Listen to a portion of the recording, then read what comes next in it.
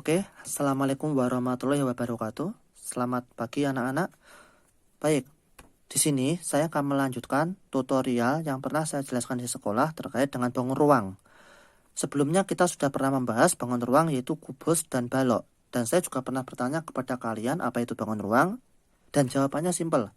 Bangun ruang itu adalah bangun yang memiliki volume. Contohnya kubus, balok, prisma, limas. Keempat bangun ruang itu termasuk dalam bangun ruang sisi datar. Sedangkan tabung, kerucut, bola itu merupakan bangun ruang sisi lengkung. Perbedaannya di mana? Kalau dia bangun ruang sisi lengkung, dia memiliki elemen lingkaran di dalamnya. Sedangkan kalau dia bangun ruang sisi datar, dia tidak memiliki lingkaran di dalamnya atau tidak ada yang melengkung di bentuk bangunnya. Oke ya. Langsung saja kita ke inti materi. Ya, kita bahas tentang prisma. Apa itu prisma? Kita perhatikan definisi yang pertama ini. Prisma itu adalah bangun ruang yang memiliki dua buah alas yang sama. Oke, kata kuncinya dua buah alas yang sama. Definisi pertama, artinya prisma itu dia memiliki alas dan alasnya itu bentuknya sama.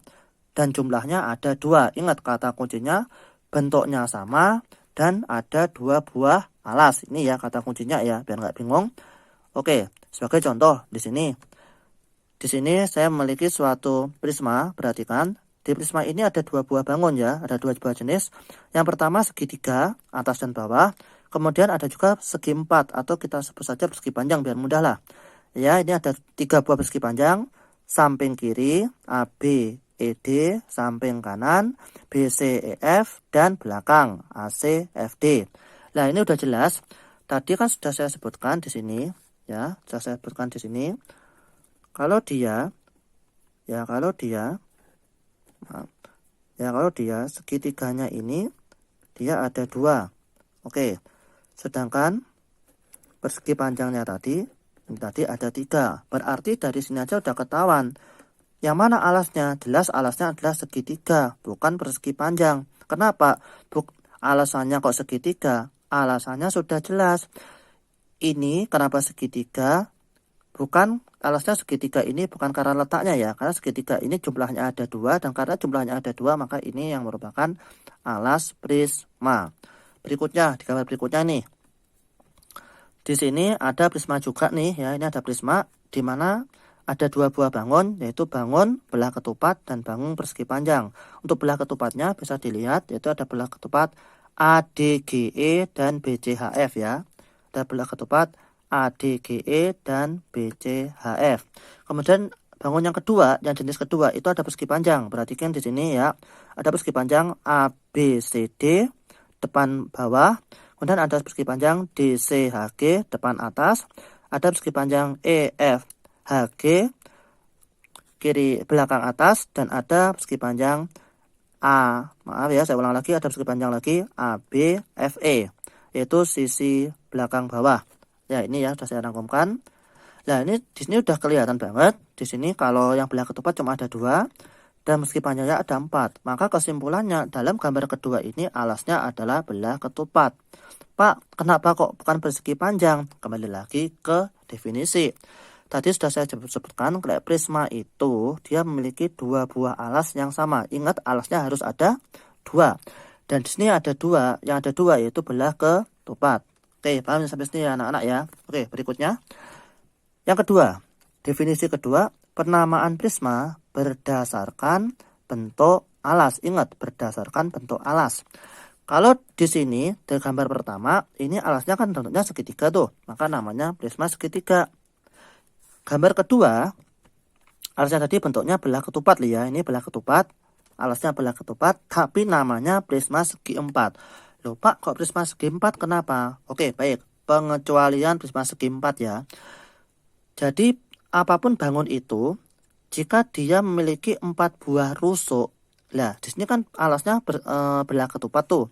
Karena belah ketupat kita hitung ada berapa garis atau berapa rusuk ini belah ketupatnya. 1, 2, 3, 4. Karena ada 4 namanya segi 4.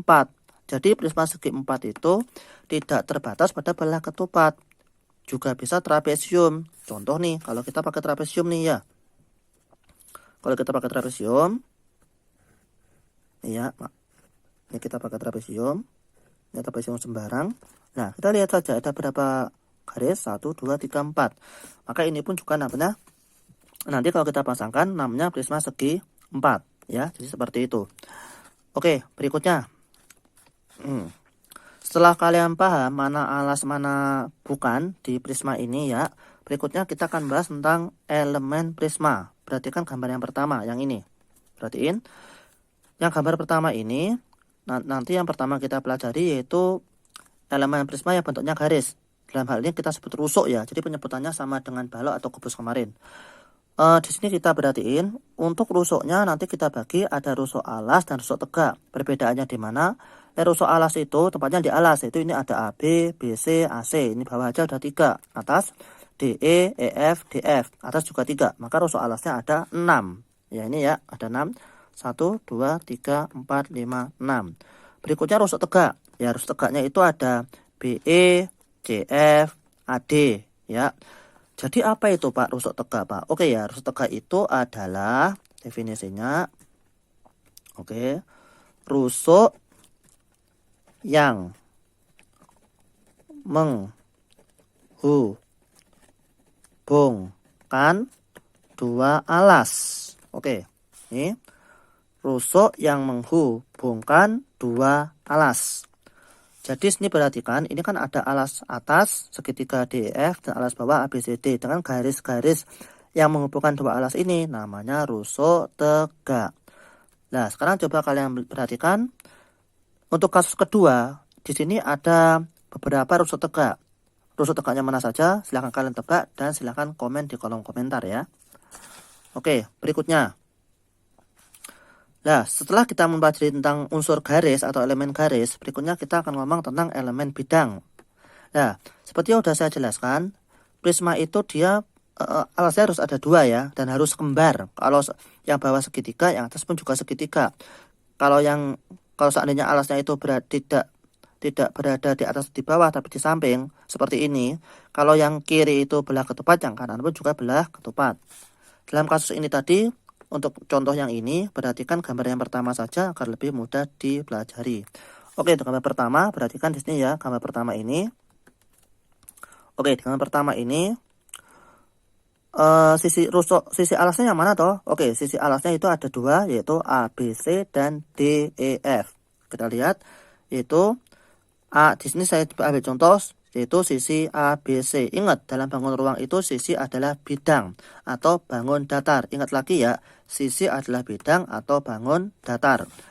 Di sini alas prismanya itu yaitu segitiga ABC. Selain ada alas prisma yang kita dalam hal ini kita akan sepakat menyebutnya sebagai sisi alas. Ada juga yang kedua yaitu ini ya, ada yang kedua ini sisi tegak. Apa itu sisi tegak? Oke, penjelasannya sama seperti rusuk tegak tadi. Sisi tegak itu adalah sisi yang menghubungkan dua buah alas. Dalam kasus ini, sisi apa saja yang menghubungkan dua buah alas? Nah, tadi kita udah tahu kalau alasnya itu adalah segitiga DF dan segitiga ABC. Sedangkan sisi yang menghubungkan dua alas ini itu ada 3 buah. Apa saja itu? BC, BE, FC ya. Ada juga ABED, ada ACFD. Ada 3. Ya, kita lihat di sini ada 3, ABDE, BCEF, ACFD ya, ada 3 buah ya. Oke. Nah, untuk kasus nomor 2, kira-kira sisi tegaknya mana saja? Oke, kita sudah sepakat kalau alasnya tadi itu adalah belah ketupat 2 ini. Maka sisi tegaknya itu kamu cari bangun yang menghubungkan 2 sisi alas ini, yaitu sebagai contohnya ada segi 4 AB CD, ada segi 4 DC HG, ada segi 4 EF HG. Itu merupakan contoh-contoh dari sisi tegak ya. Ingat sisi tegak. Oke, berikutnya setelah kamu paham tentang sisi alas, dan sisi tegak, berikutnya kita akan membahas tentang elemen prisma. Oke. Elemen prisma. Perhatiin di sini. Baik, untuk prisma bagi contoh pertama tadi, prisma segitiga ya, prisma segitiga itu rusuk totalnya ada 9. Kita apakah benar ada 9? Kita lihat ke atas. Kita hitung 1, AB 1, BC 2, AC 3, DE 4, EF 5, DF 6, AD 7, BE 8, CF 9. Oke, maka rusuk totalnya ada 9. Sedangkan rusuk alasnya, ingat rusuk alas itu tadi apa? Rusuk yang berada di alas. Dalam kasus ini rusuk yang dalam alas itu ada AB, BC, AC. Ini aja udah 3. DE, EF, DF itu udah 3. Totalnya ada 6. Sedangkan rusuk tegaknya ada 3. Tadi udah saya jelaskan apa itu 3 itu. Ada AD, ada BE, ada CF ya. 3. Sisi alasnya, oke. Untuk sisi alas prisma itu pasti 2 karena udah dijelaskan di awal. Sisi alas itu prisma itu ada 2 dan kembar ya. Sedangkan sisi tegak kita hitung ini bangun yang menghubungkan alas-alas prisma itu yaitu ada bangun apa saja? Persegi panjang sebelah kiri, persegi panjang sebelah kanan, dan persegi panjang belakang. Itu ada 3 buah ya. Oke. Ini ada 3 buah. Berikutnya kita lanjut ke prisma segi 4. Lah, ini merupakan contoh lain dari gambar nomor 2 tadi ya. Ini yang berikutnya. Di sini ada suatu prisma bentuknya trapesium ya. Ingat bentuknya trapesium, tapi namanya ini saya sebut sebagai prisma segi 4. Kenapa? Karena trapesium itu kita lihat ini ada berapa buah rusuk? 1, 2, 3, 4. Karena ada 4 namanya prisma segi 4. Rusuk totalnya 12, kita hitung saja. Yang bawah ada 4, yang atas ada 4, yang berdiri kita hitung 1, 2, 3, 4. Bawah 4, atas 4, berdiri 4, totalnya 12. Rusuk alasnya ada 8. Yang bawah aja kita lihat. 1, 2, 3, 4. Yang atas 1, 2, 3, 4. Ada 8 ya. Dan rusuk tegaknya yang menghubungkan 2 buah ini, garis yang menghubungkan 2 buah alas yaitu ada 1, 2, 3, 4.